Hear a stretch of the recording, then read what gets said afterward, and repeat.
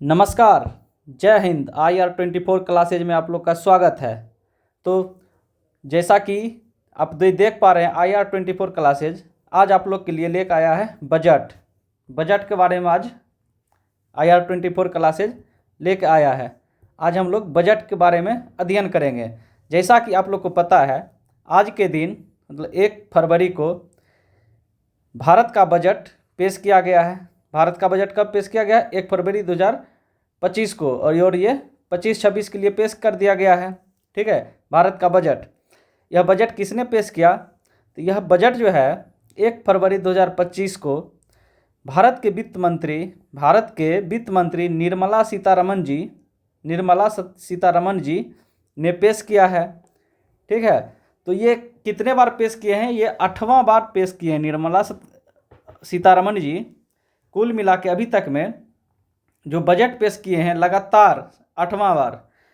लगातार आपको क्वेश्चन यहाँ से पूछा जाएगा कि निर्मला सीतारमण जी जो हैं लगातार कितना बार बजट पेश किए हैं? तो 8वां बार। कितना बार? 8वां बार। ये हाईलाइट कर लीजिए आप लोग। ठीक है, तो निर्मला सीतारमण जी ने लगातार 8वां बार ये जो बजट है, बजट 2025-26, इस बजट को पेश किए हैं। ठीक है, कौन किए? निर्मला सीतारमण जी। आगे जो देखिए क्या इस बजट में कुछ खास जो है, इस बजट में जो खास है, यह खास में क्या है? खास में यही है, जितने भी बिजनेसमैन हैं, बिजनेसमैन के लिए 12 लाख रुपया तक, कितना? 12 लाख रुपया तक का जो इनकम है, 12 लाख रुपया तक का जो इनकम है, उसमें टैक्स फ्री कर दिया गया है। टैक्स फ्री, याद रखिएगा, 12 लाख रुपया तक जो इनकम है, किसका? बिजनेसमैन का। किसका? बिजनेसमैन का। ये लोग को 12 लाख टैक्स जो है फ्री कर दिया गया है। 12 लाख तक अगर आपका इनकम है, अगर बिजनेसमैन है, तो आपको टैक्स से मुक्त रखा जाएगा। ठीक है, तो देखिए ये जो बजट पेश हुआ है 1 फरवरी 2025 को निर्मला सीतारमण जी ने 8वां बार जो पेश किए हैं। ठीक है, ये अप्लाई कब से होगा? रूल जो है अप्लाई कब से होगा? 1/4/2025 से लेके, मतलब 1 अप्रैल 2025 से लेके 31 मार्च 2026 तक यह जो है बजट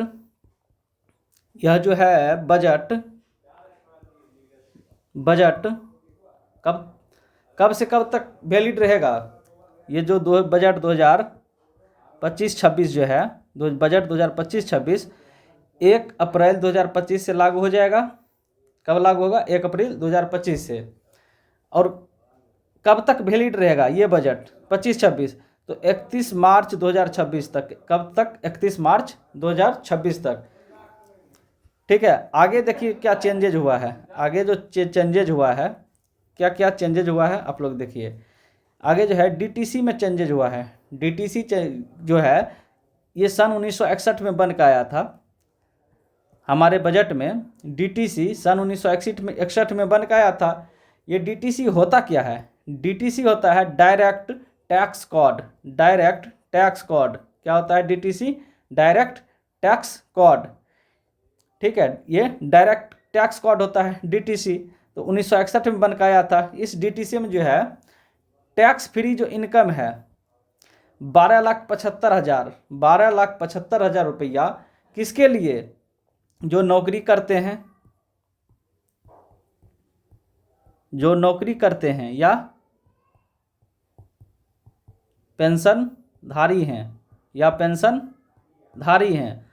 अगर आप नौकरी करते हैं, अगर आप या तो नौकरी करते हैं या पेंशनधारी हैं, तो आपके लिए जो है टैक्स फ्री इनकम, आपके लिए टैक्स फ्री इनकम 12,75,000 रुपया रखा गया है। सालाना का 12,75,000 रुपया। अगर आप नौकरीधारी हैं और पेंशनधारी हैं, अगर या तो आप नौकरी कर रहे हैं या पेंशनधारी हैं, अगर आप लोग का इनकम 12,75,000 सालाना का है, तो आप लोग टैक्स फ्री से मुक्त रहिएगा, मतलब आप लोग को टैक्स नहीं लगेगा।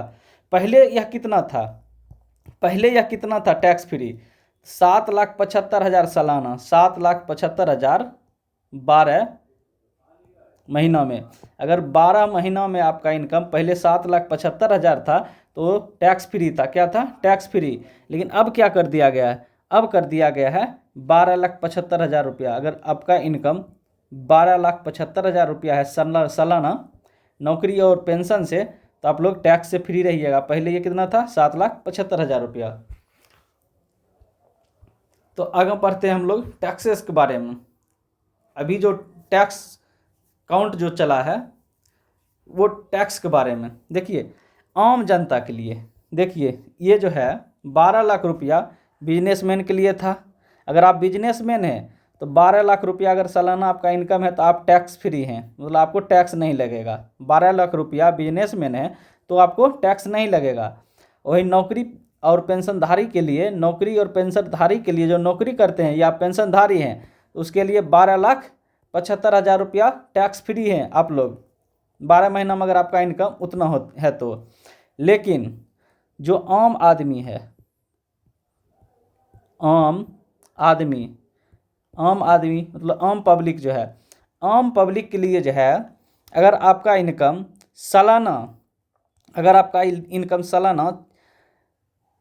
4 लाख रुपया तक है, अगर आपका इनकम 4 लाख रुपया है तक है, तो आप टैक्स फ्री रहेंगे। आप टैक्स फ्री रहेंगे, ठीक है।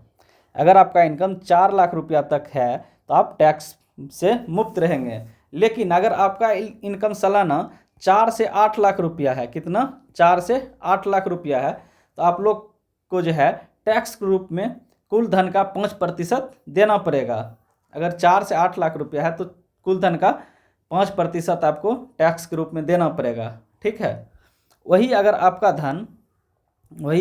धन 8 से 12 लाख रुपया है सालाना, अगर आपका इनकम 8 से 12 लाख रुपया है तो आपको 10% लगेगा सालाना टैक्स। अगर आपका इनकम 12 से 16 लाख रुपया है, 12 से 16 लाख रुपया है तो आपको टैक्स 15 कुल धन का 15% देना पड़ेगा।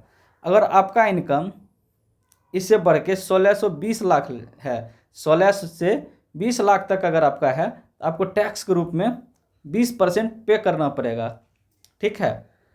अगर आपका इनकम 20 से 24 लाख है, अगर 20 लाख से 24 लाख का अगर सालाना है, आपको उस कुल धन का 25% टैक्स के रूप में पे करना पड़ेगा। कितना? 20 से 24 लाख के लिए 25%। अगर 20 से 24 लाख के लिए 25%। अगर आपका इनकम सालाना 24 लाख से ऊपर है, 24 लाख से ऊपर है, तो आपको कुल धन का, आपके जो पास जो इनकम है सालाना, उसका 30% आपको टैक्स पे करना पड़ेगा, ठीक है। आप एक बार फिर से रिपीट करते हैं। अगर 0 से 4 लाख रुपया तक है तो आप टैक्स फ्री हैं, मतलब आप अपने अकाउंट में 4 लाख तक पैसे रख सकते हैं, अगर सालाना का इनकम दिखा सकते हैं। लेकिन आपका अगर 4 से 8 लाख रुपया है, अगर आपका इनकम 4 से 8 लाख रुपया है सालाना, तो आपको इन टैक्स के रूप में 5% पे करना पड़ेगा। अगर 8 से 12 लाख रुपया है सालाना इनकम, तो आपको टैक्स 10% पे करना पड़ेगा। अगर 12 से 16 लाख रुपया है तो आपको पे 15% टैक्स के रूप में करना पड़ेगा। अगर 16 से 20 लाख रुपया है, 16 से 20 लाख रुपया अगर सालाना इनकम आप लोग का है, तो आपको टैक्स के रूप में कुल इनकम का 20% पे करना पड़ेगा। अगर 20 से 24 लाख है सालाना इनकम, 20 से 24 लाख है, तो आपको पे के रूप में, टैक्स के रूप में 25% पे करना पड़ेगा। कितना? 25% पे करना पड़ेगा। अगर आपका इनकम 24 लाख से ऊपर है, 24 लाख से ऊपर है, तो आप 24 लाख से ऊपर जितना भी रहेगा उसका 30% टैक्स के रूप में पे करना पड़ेगा, ठीक है। जो ITR है, ITR अगर 4 से 8 लाख रुपया तक है तो आप लोग का ITR जो है वो बढ़ेगा। तो आगे पढ़ते हैं हम लोग। जैसे कोई गेम में पैसा जीतता है, आप लोग सुने होंगे बहुत सारा अभी इंडिया में गेम चल रहा है, जैसे कि ड्रीम 11,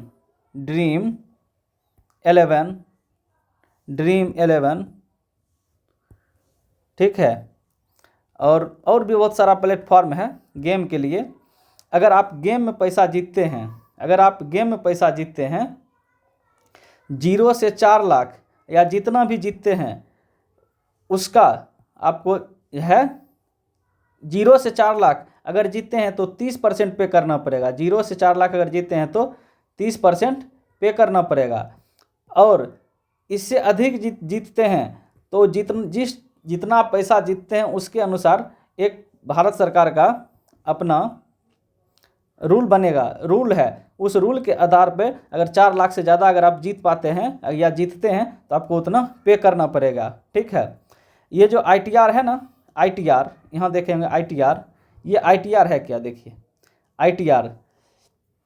ITR में जो है अगर आपके पास 0 से 4 लाख रुपया है तो टैक्स लगेगा नहीं।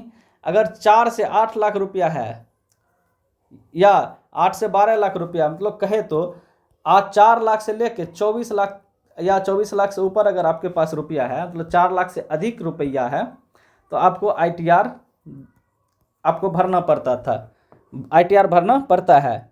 अगर 4 लाख से ऊपर अगर आपके पास धन है, सालाना इनकम है, तो आपको ITR भरना पड़ता था। इस ITR भरने के लिए पहले जो है 3 साल का छूट मिलता था। जैसे 2024 का जो ITR है, 2024 का ITR अगर आप 25 में नहीं भर पाते हैं, अगर आप 25 में नहीं भर पाते थे तो इसमें 3 साल को आपको छूट मिलता था। 24/3/2027 तक आप भर पाते थे। ठीक है, पहले जो है 3 साल का ITR छूट था, तो 2024 वाला जो है आप लोग 25 में नहीं भर पाए तो आपको छूट रहता था 3 साल का, तो 24 से लेकर 27 तक आप लोग ITR भर सकते थे।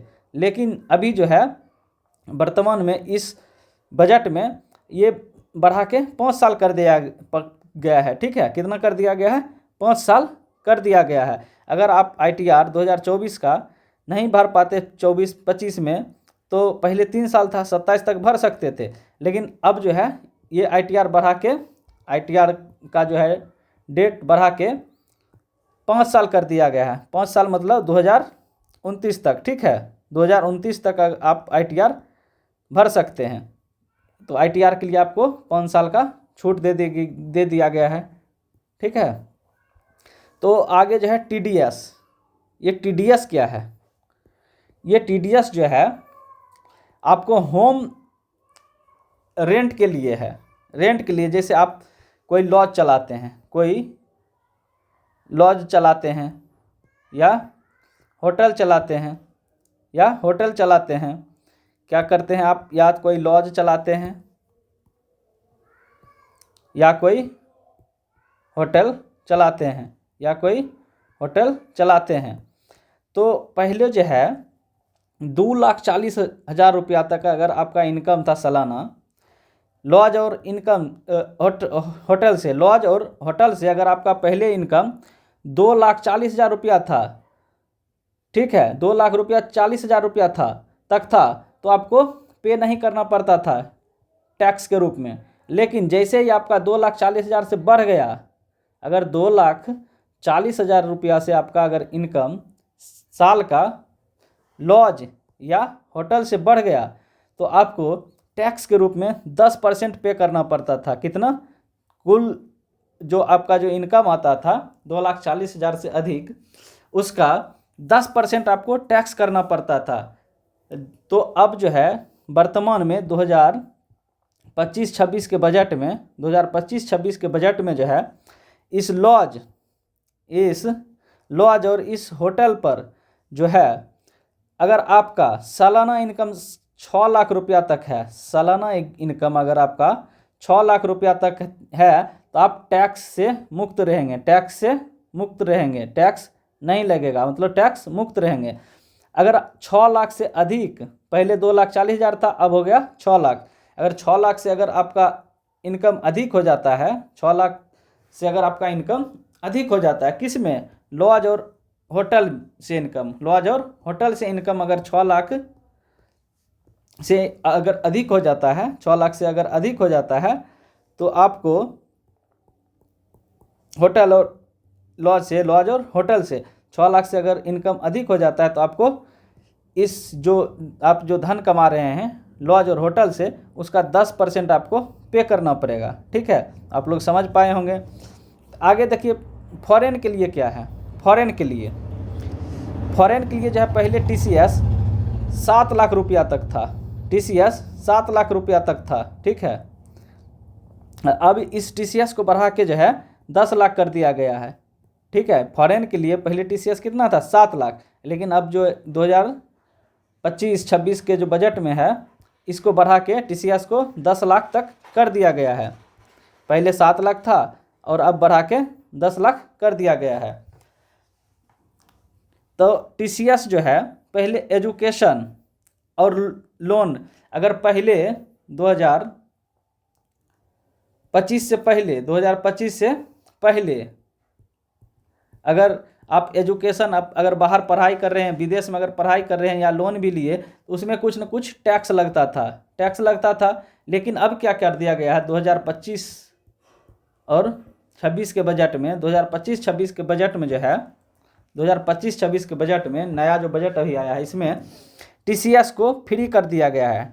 मतलब कि अगर आप फॉरेन में पढ़ाई कर रहे हैं, मतलब विदेश में रह के अगर पढ़ाई कर रहे हैं, और पढ़ाई के लिए अगर एजुकेशन के लिए अगर कोई भारत से पैसा भेजता है, या लोन उठा के अगर कोई पैसा पढ़ाई के लिए भेजता है या विदेश पैसा भेजता है, तो उसके लिए आपको TCS जो है 0% पे करना पड़ेगा। मतलब 0% आपको लोन और एजुकेशन पे, अगर आप विदेश पैसा भेज रहे हैं या तो एजुकेशन के लिए या लोन लेके एजुकेशन के लिए, तो उसके लिए आपको टैक्स के रूप में 0% पे करना पड़ेगा। ठीक है, तो फॉरेन के लिए अगर बाहर रह रहे हैं या लोन ले रहे हैं तो 0% पे करना पड़ेगा।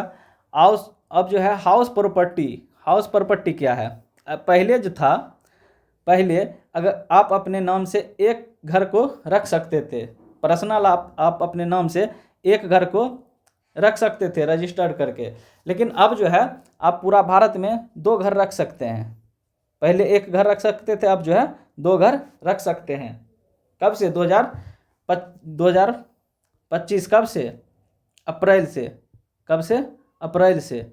यह जो है अप्रैल से पूरा लागू हो जाएगा। तो हाउस प्रॉपर्टी पहले एक रख सकते थे, लेकिन अब आप लोग 2 घर रख सकते हैं, अपने नाम से 2 घर रख सकते हैं। ठीक है, तब किसान लोन के बारे में थोड़ा चर्चा कर लेते हैं। किसान लोन जो है पहले 3 लाख रुपया तक अगर था, तो ब्याज का जो रेट था वो क्या था, कम था। ब्याज रेट कम था। अगर आप 3 लाख तक लोन ले रहे हैं तो आपको ब्याज जो है कम ब्याज पे पैसा मिल जाता था। अब जो है इसको बढ़ा के 5 लाख तक कर दिया गया। अगर आप किसान हैं, किसान क्रेडिट कार्ड पे KCC पे, मतलब किसान क्रेडिट कार्ड पे अगर आप लोन ले रहे हैं, अगर 5 लाख तक लोन ले रहे हैं, तो आपको कम ब्याज रेट पर आपको पैसा मिल जाएगा। ठीक है, तो किसान के लिए पहले 3 लाख था, अब 5 लाख हो गया है। ठीक है, तो आप लोग अच्छा समझ पाए होंगे। हम लोग पूरा बजट का 2025-26 जो बजट है, 2025-26 बजट जो है, इसको हम लोग थोड़ा सरल भाषा में और आसानी से समझने का कोशिश किए हैं। ठीक है, तो आप लोग, मुझे संभावना जैसा लग रहा है कि आप लोग पूरा बजट को आसानी से समझ पाए होंगे। इस बजट में था क्या, तो यह बजट जो है कहीं न कहीं कुछ न कुछ रिलीफ लेकर आया है आम जनता के लिए। मतलब आम जनता मतलब गरीब के लिए तो नहीं, लेकिन बीच वाला मध्यम वर्ग के लिए एक सांस का चैन लेके थोड़ा आया है, जिसमें से समझिए आप लोग टैक्स के रूप में जो पे कर रहे हैं, अगर 0 से 4 लाख तक रुपया है तो आप 0%, और 4 लाख से 8 लाख रुपया किसके लिए, आम आदमी के लिए। 4 से 8 लाख तक है तो 5%, 8 से 12 लाख तक है तो 8%, 10%, 12 से 16 लाख है तो 15%, 16 से 20 लाख है तो 20%, 20 से 24 लाख है तो 25%, और 24 लाख से ऊपर है तो 30% आपको सालाना, अगर इतना इनकम है तो आप लोग को पे करना पड़ेगा टैक्स के रूप में। ठीक है, तो मुझे संभावना है, ऐसा मुझे लग रहा है कि आप लोग बजट को सरल भाषा में और आसानी से समझ पाए होंगे। तो दोस्तों, अगर मेरे द्वारा बताए गए हर इन्फॉर्मेशन बजट के बारे में अगर अच्छा लगा हो तो मेरे इस चैनल को IR24 क्लासेज को आप लोग सब्सक्राइब ज़रूर कीजिएगा और इस वीडियो को लाइक भी ज़रूर कर लीजिएगा और अपने दोस्तों के साथ शेयर भी ज़रूर कर लीजिएगा। तो दोस्तों, हम लोग थोड़ा वेट करते हैं, आपको सब्सक्राइब करने में मात्र 0.20 सेकंड लगेगा, तो हम लोग थोड़ा वेट करते हैं। आप ज़रूर से ज़रूर सब्सक्राइब कर लें दोस्तों, सब्सक्राइब कर ले और लाइक बटन को भी ज़रूर दबा दीजिए और शेयर भी अपने दोस्तों के साथ कीजिए। तो चलिए इसी के साथ थैंक यू।